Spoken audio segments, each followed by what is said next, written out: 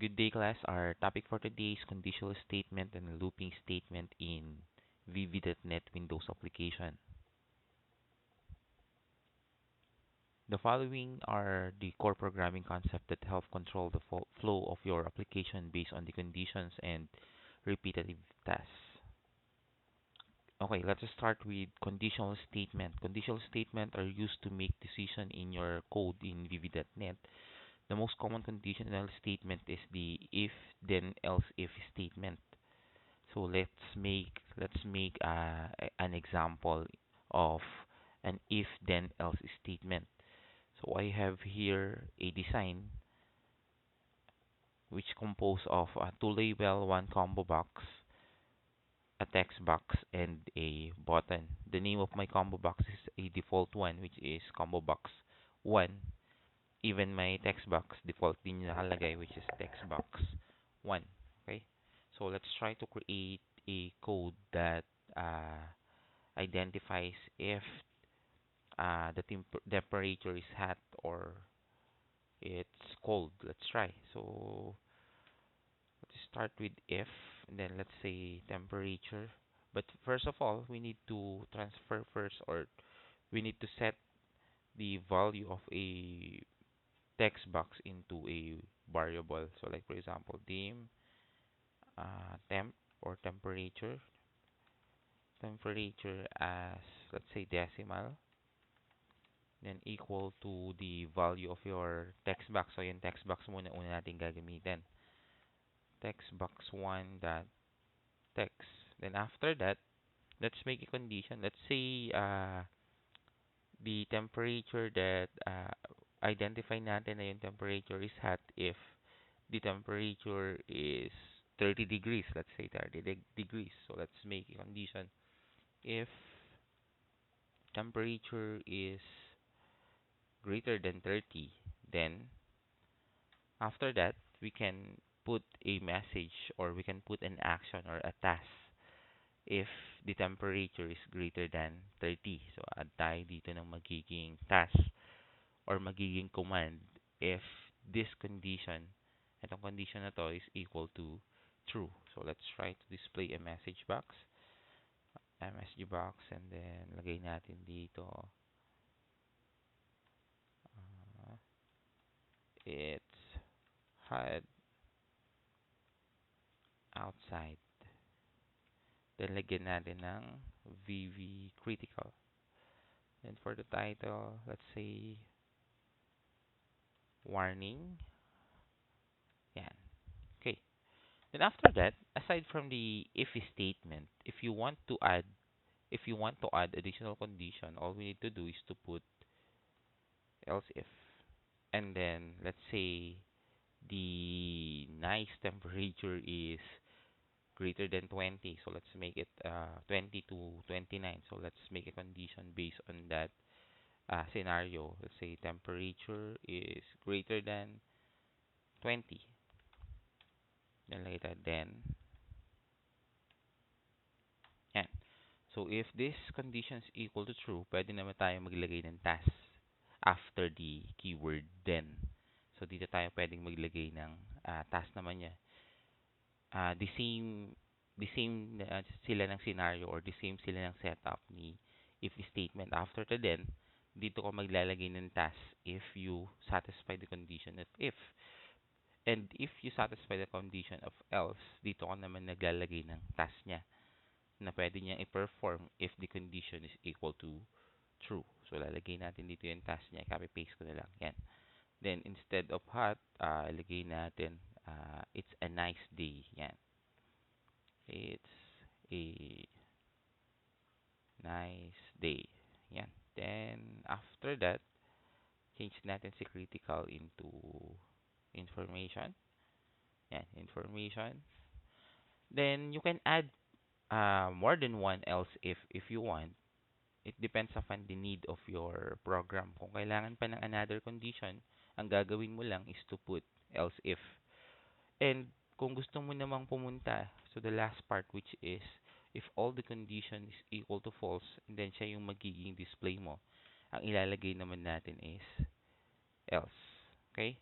So ibig sabihin nun, if all the condition, if the if condition is false, if the else if condition is false, ang mag-e-execute naman is else. So pwede nating lagyan dito ng else. Copy ko ulit to.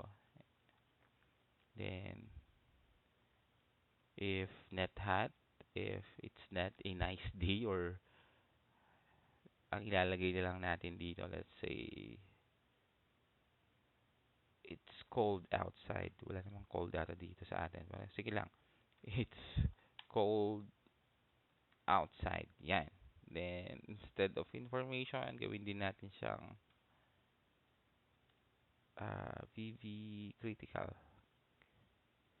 Yun. So, yan. So, this example we use is an if then else if statement.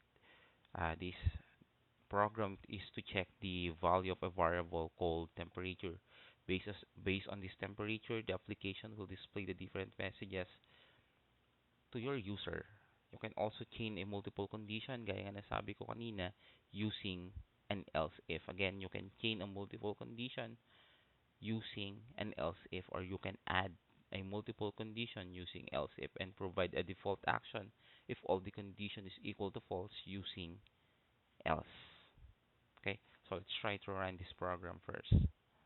Run natin siya and then check natin kung ano magiging result. But we all know we simulated already the result of this one.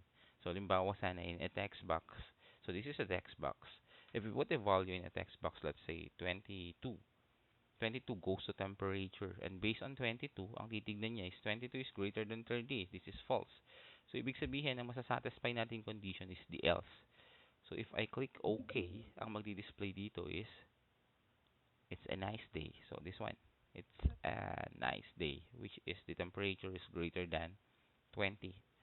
But if I change it into, let's say, 35, and I click it, ang magdi-display naman natin is the condition of if, which is it's hot outside.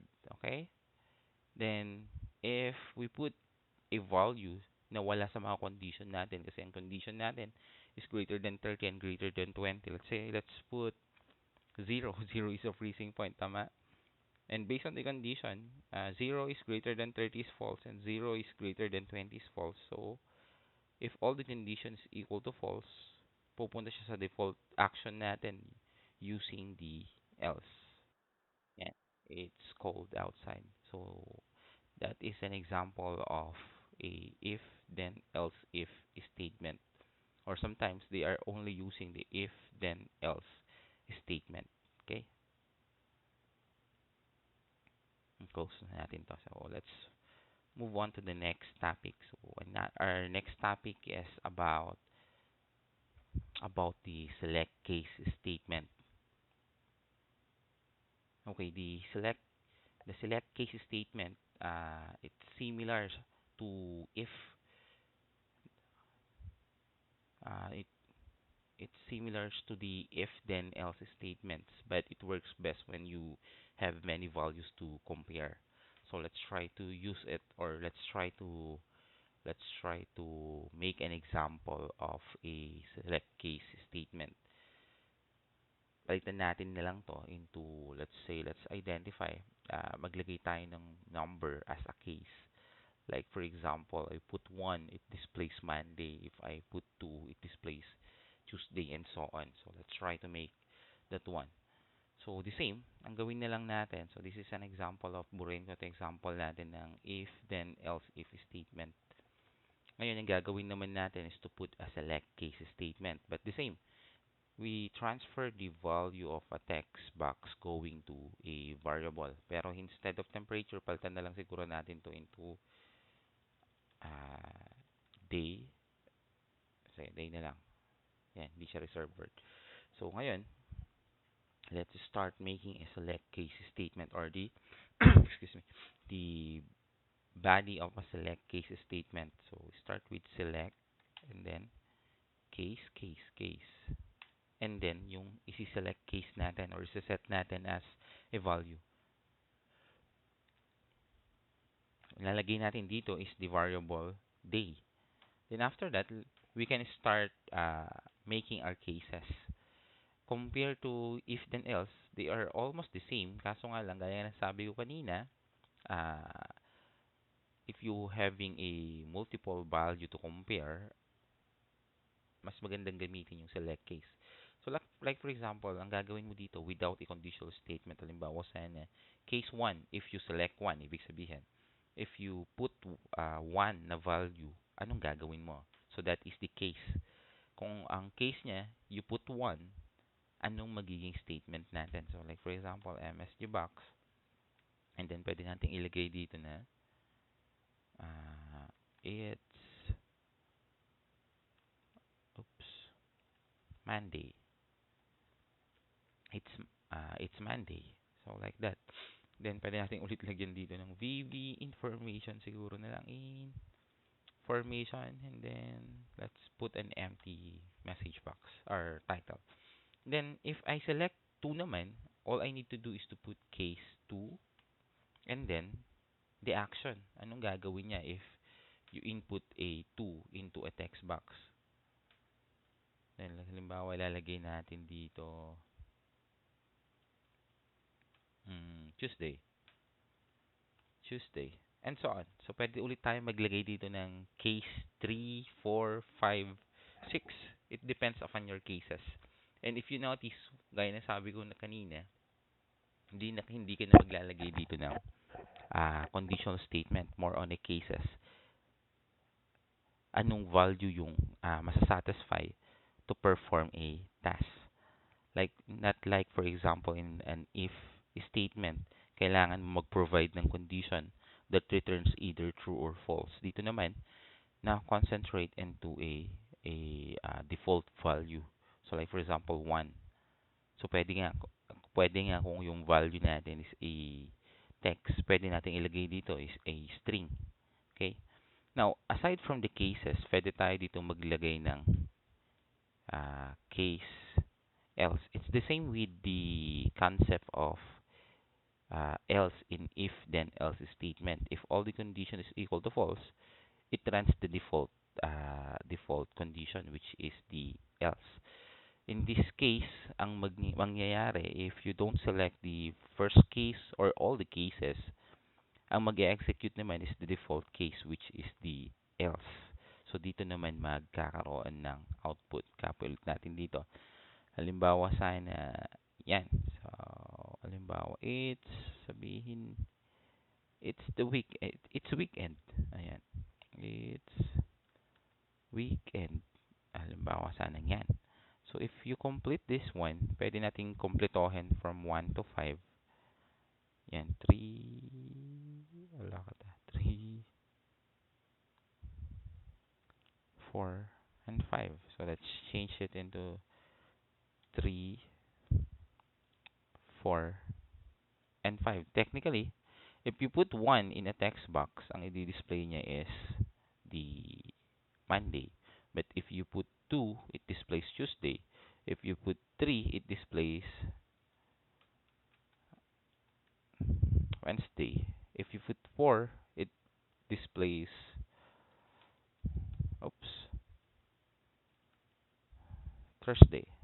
And if you put 5, it displays, let's say, Friday. And if all the cases is not equal to your input, ang i-display naman niya is the default case, which is the else.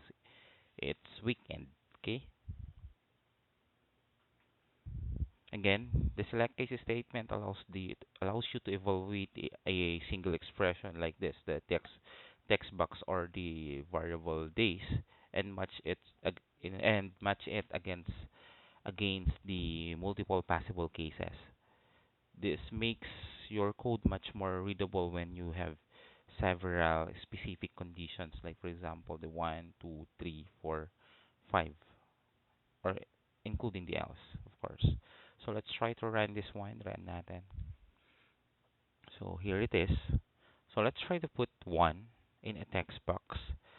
1 will go, the value of text box will save into a variable day. So ibig sabihin nun, siya yung magiging case natin. And check ng cases natin if 1 is available on our case. But technically, if you select 1, ang magiging display is it's Monday. And if we put 3, obviously, masasatisfy naman natin yung case 3 because we put a value 3. It's weekend. But if we put, let's say, more than 5, kasi ang case lang na in-identify natin is 1 to 5. If we put 7, it displays it's weekend. Ibig sabihin, kailan madi-display yung message na it's weekend if we input a value na hindi belong sa mga cases natin, which is 1 to 5.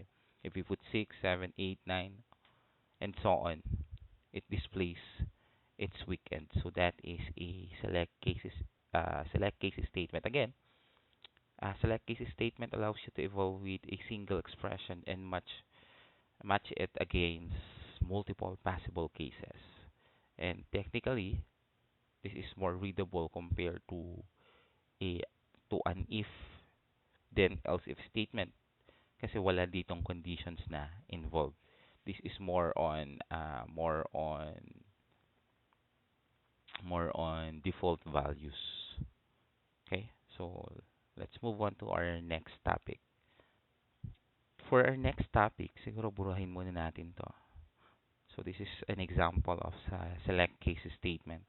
Burahin naman natin to and then let's move on to our next topic which is looping. So let's move to another power concept which is the looping statement. Loop allows you to repeat a block of code based on a condition or over a collection of a data. So ibig sabihin pwede tayong gumawa ng looping or a repeat action in a block of code or block of a task or a single task or a more than one task, or we can use a looping in a collection of data. So one of an example of a collection of data is an array. Okay, so let's start with the most basic loop, which is the for next loop. Let's try to iterate a value, let's say from 1 to 5. So let's try to start uh, having a looping statement. The keyword of a for next loop is of course for, and then yung next part niya is the initialization. So like for example, for I as integer is equal to let's say 1, and then kailan siya magi-end to 5, and then pwede natin siyang lagyan dito ng keyword which is step 1, then enter. So ibig sabihin magi-start yung looping natin sa value na 1 of I. So magi-start yung value natin into 1, and then magi-end siya sa 5 which is we set, and then magi-step naman siya by 1. So yan, user define lahat yung kailan magi-start or the initialization. Instead of condition, ang gagawin naman natin dito is to put literally kung kailan magi-end yung looping natin. And then for the step, tayo din maglalagay kung ilan ang incrementation niya. So let's try to display with a message box muna. MSG box, and then let's say lagay tayo dito ng iteration and then concatenate with the variable I. Let's try kung madi-display natin. So, I don't need this one siguro. Burahin na natin. Yan. Then run. Again, our looping starts sa value na 1 and ends sa value na 5, and the step expression is by 1. So, wala na akong kailangang i-input kasi walang involved na text box or even a combo box. But later on, let's involve the combo box to our looping. Dito tayo mag-display later on.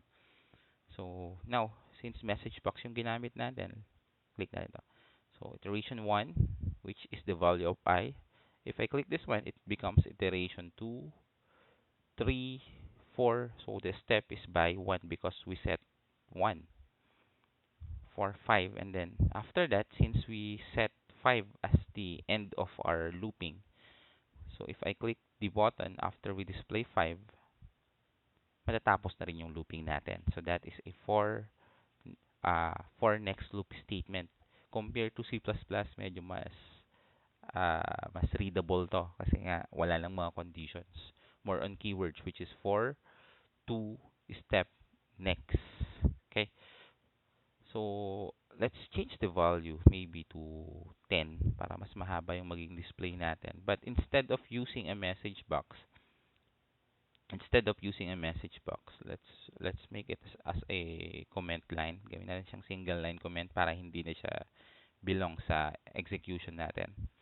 And then let's try to add a combo box. Let's say we add the item of our combo box. How to add an item of a combo box? Lagyan natin dito is combo box 1 dot item items dot add, and then lalagay natin yung value ni combo box 1.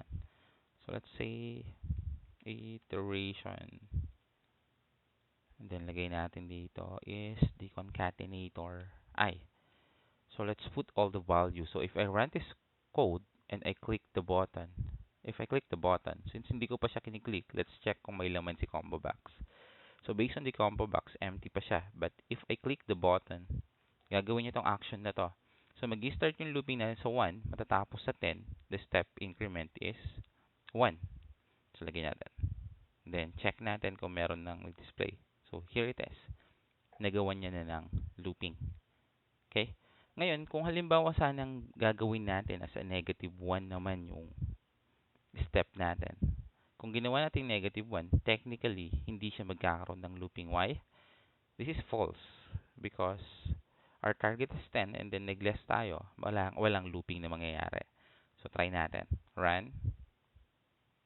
Check the condition or the combo box, sorry. And then, if I click the button, since ang event handler natin is the button, if I click the button, click ulit natin, click, yan. Then check natin, wala pa rin mangyayari because our step expression or one part of our looping is false. So, hindi siya naka-jive sa sinet natin. So, instead of 10 siguro or 1 siguro, let's put 10 and then ang target natin or the ending natin is 1 para mapagana natin yung negative 1. So, let's try it again and check ulit natin yung combo box kung may laman na wala pa syempre kasi our event handler is the button.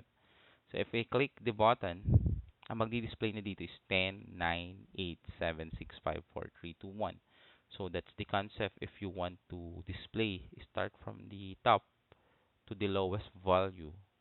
Ang gagawin mo or the step expression is a negative. So pwede kang mag-set by 2 if you want incrementation or by 1. Pero kung gusto mo namang decrementation yung step mo, you can put a negative value to your step. Okay.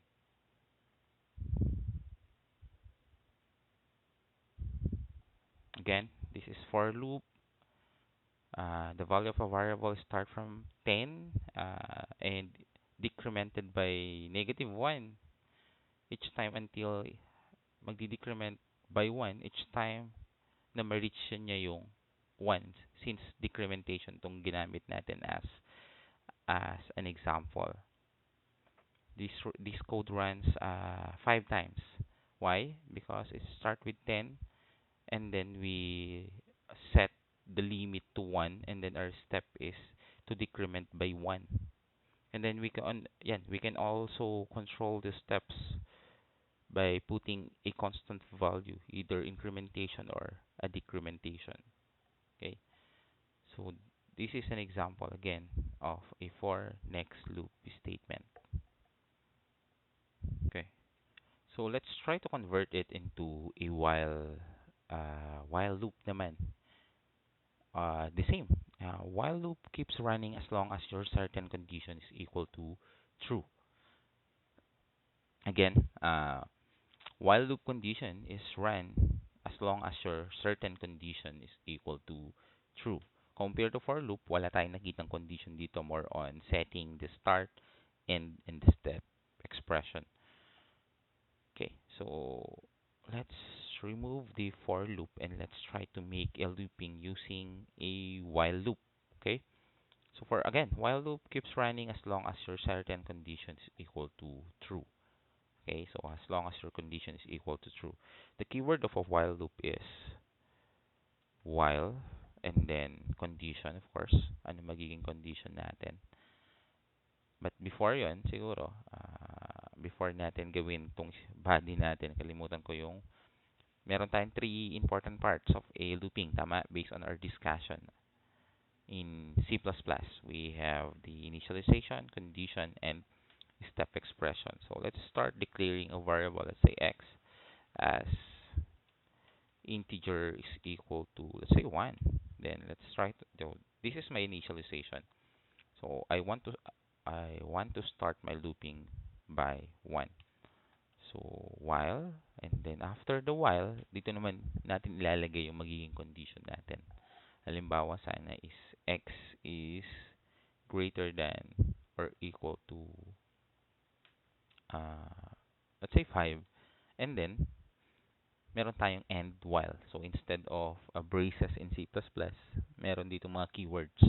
To end the looping, merong end while. Okay. So after the initialization, the next part is a condition, di ba? Yan. And if we miss the step expression, magkakos siya into an infinite looping. We all know that, tama? Let's try later on kung ano magiging cost ng infinite looping, okay? Mhm. So let's try to display it first into a message box. And then count na lang siguro. Then concatenate with x. So if we miss to put or na-miss natin i-put yung step expression, it becomes an infinite looping because of our condition. So ang mangyayari, our condition is always true and it will it becomes an infinite looping. Okay, so let's try to run this code, and then if we hit the button okay, it start the looping. So count 1, count 1, count 1. Bakit hindi nagbabago yung value natin na 1? Well, technically, kung titignan, wala kasing step expression. Hindi natin pinalitan yung value ng variable x. So, ang mangyayari dito, falls na into an infinite looping. Yan. So, ito matatapos. So, that is an infinite looping. Matatapos lang to if we end the program. Okay? So, this is an example of an infinite looping. The condition is always true. It falls into an infinite looping. Okay? So, remove natin to. So, ang kulang dito is the step expression. So, pwede tayo maglagay dito ng, since our target is 5, kasi gaya nga ng sabi ko kanina, it runs if the certain condition is equal to true. So, ibig sabihin, nagkakaroon lang ng looping if the condition is equal to true. Ngayon, para maging false to, since the value of x is 1, we need to have a value of a variable greater than 5. So, instead of decrement, ang ilalagay natin is incrementation. Sorry, wala pala ako sa C++. Equal to 1. Yan. So, mag-i-increment tayo by 1. Okay? So, run ulit natin. Then, check.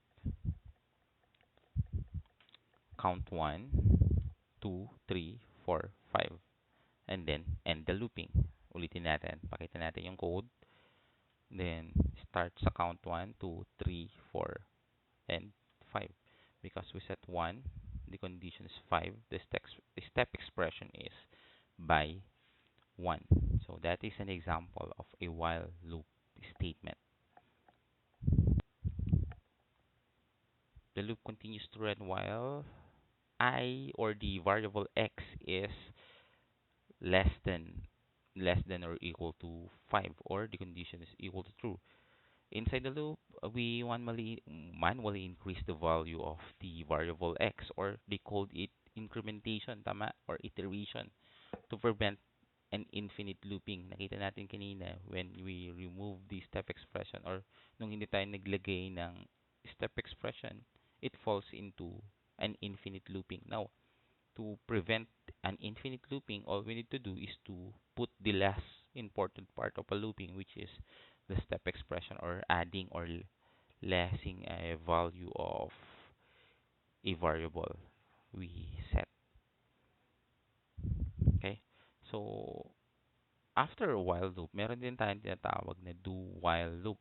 But in do while loop, technically, we only change the keyword the same pa rin naman siya into a do while loop. And do while loop, as long as your condition is equal to do true, or your certain condition is equal to true, it continue looping. So, ano nga ba, paano nga ba ito i-convert into a do while loop?